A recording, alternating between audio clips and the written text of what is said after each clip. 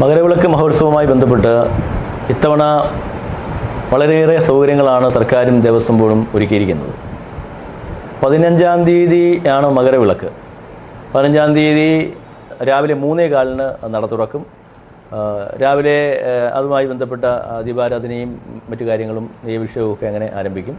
9 മണിക്ക് 15-ാം തീയതി രാവിലെ 9 മണിക്കാണ് ഹരിവരാസന അവാർഡ് ബഹുമാനപ്പെട്ട ദേവസ്വം വകുപ്പ് മന്ത്രി ശ്രീ കെ രാധാകൃഷ്ണൻ നിർവഹിക്കുന്നത്. വൈകുന്നേരം 5 മണിക്കാണ് വീണ്ടും നട തുറക്കുന്നത്. 5:15 തിരുവാഭരണ ഘോഷയാത്രയെ സ്വീകരിക്കുവാൻ വേണ്ടി ശരംകുത്തിയിലേക്ക് നമ്മുടെ ദേവസ്വം ബോർഡ് അധികാരികൾ പോകും. അതിനുശേഷം തിരിച്ചു വരുന്ന തിരുവാഭരണ ഘോഷയാത്രയെ മന്ത്രിയുടെ നേതൃത്വത്തിൽ, ബഹുമാനപ്പെട്ട ദേവസ്വം മന്ത്രിയുടെ വകുപ്പ് മന്ത്രിയുടെ നേതൃത്വത്തിൽ സ്വീകരിച്ച് ദീപാരാധനയിലേക്ക് ആനയിക്കുകയായി. ഏതാണ്ട് ഇവിടേക്ക് എത്തുന്ന ഒരു 4 ലക്ഷത്തിലധികം വിശ്വാസികൾ ഇത്തവണ മകരജ്യോതി ദർശിക്കുവാൻ വേണ്ടി വരും എന്നാണ് ഞങ്ങൾ വിചാരിക്കുന്നത്. അവർക്ക് ആവശ്യമായിട്ടുള്ള എല്ലാവിധമായ വെള്ളവും സ്നാക്സും ഭക്ഷണവും ഞങ്ങൾ ഒരുക്കിയിട്ടുണ്ട്.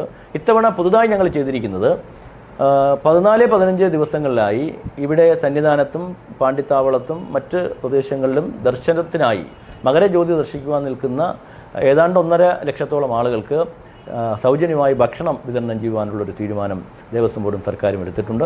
എല്ലാ പ്രാവശ്യവും നിങ്ങൾക്കറിയാം, കഴിഞ്ഞ 60 ദിവസമായി ഇവിടെ അന്നദാനമുണ്ട്. അന്നദാനത്തിന് പുറമെയാണിത്. അന്നദാനത്തിന് പുറമെ ഏതാണ്ട് 1.5 ലക്ഷത്തോളം ആളുകൾക്ക് 14-ാം തീയതിയും 15-ാം തീയതിയും ഭക്ഷണം കൊടുക്കുവാൻ വേണ്ടി, അന്നദാനം കൊടുക്കുവാൻ വേണ്ടി കൂടി തീരുമാനം സർക്കാരും ദേവസ്വം ബോർഡും എടുത്തിട്ടുണ്ട്. ഞങ്ങൾക്ക് ഭക്തരോട് പറയുവാനുള്ള ഒറ്റ കാര്യം, പരമാവധി 10 സ്ഥലങ്ങളിലായി 10 പോയിന്റുകളിലായി മകരജ്യോതി ദർശിക്കുവാനുള്ള സംവിധാനങ്ങൾ ഉണ്ടാക്കിയിട്ടുണ്ട്. അവിടേക്കുള്ള ബാരിക്കേഡുകളും വൈദ്യുതി സംവിധാനങ്ങളും ഒക്കെ, പ്രകാശ സംവിധാനങ്ങളും ഒക്കെ നമ്മൾ ഒരുക്കിയിട്ടുണ്ട്. പക്ഷെ ഒറ്റ കാര്യമേ ഉള്ളൂ, ദയവ് ചെയ്ത് ഇവിടുത്തെ വനപാലകർ പോലീസ് പറയുന്ന നിർദ്ദേശങ്ങൾ നിങ്ങൾ അനുസരിക്കണം. വനങ്ങളിലേക്ക് പോകാൻ പാടില്ല. ഇഴജന്തുക്കളുടെ പ്രശ്നമുണ്ട്, വന്യമൃഗങ്ങളുടെ ശല്യമുണ്ട്, ചെടികൾ ഉണ്ട്. അപ്പോൾ അതുകൊണ്ട് തന്നെ അത്തരം വനത്തിൻ്റെ ഭാഗങ്ങളിലേക്ക് കടന്നു പോകാൻ പാടില്ല.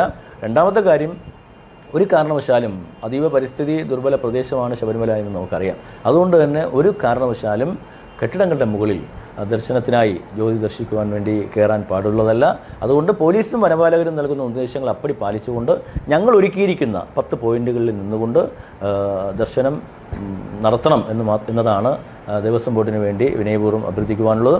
മറ്റെല്ലാ സൗകര്യങ്ങളും ഞങ്ങൾ ഒരുക്കിയിട്ടുണ്ട്. ആ സൗകര്യങ്ങളെല്ലാം ഉപയോഗിച്ചുകൊണ്ട് ഭക്തജനങ്ങൾ നല്ല ദർശനം നടത്തി തിരികെ പോകണമെന്നാണ് വിനയപൂർവ്വം പറയുവാനുള്ളത്.